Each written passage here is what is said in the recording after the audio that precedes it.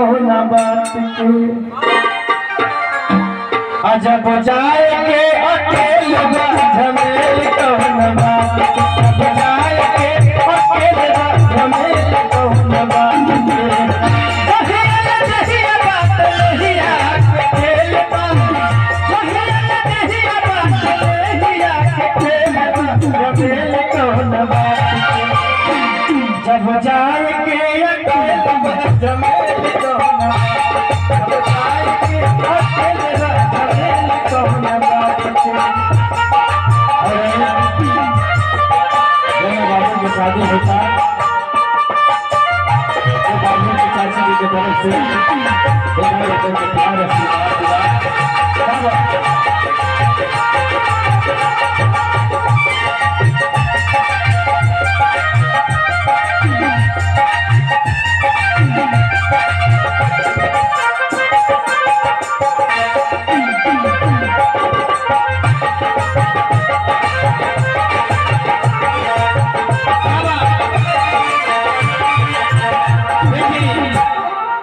कभी कितना बढ़िया बात कहनी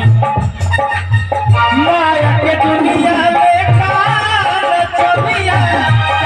के जिंदगी में तू मेरी जवनिया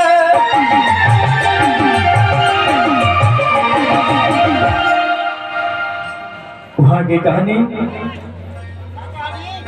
अरे माया के दुनिया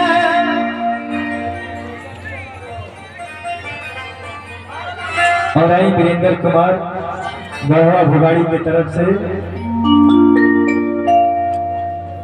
21 रुपए के प्यार आशीर्वाद दिला भाई वह घर घर के मन के पूरा करे होते हैं। कितना बढ़िया बात वहाँ की कहानी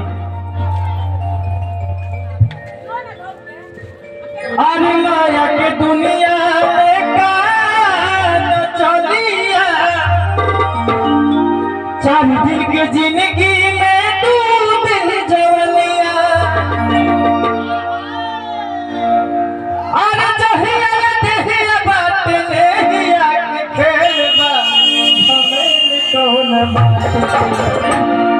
जब जाए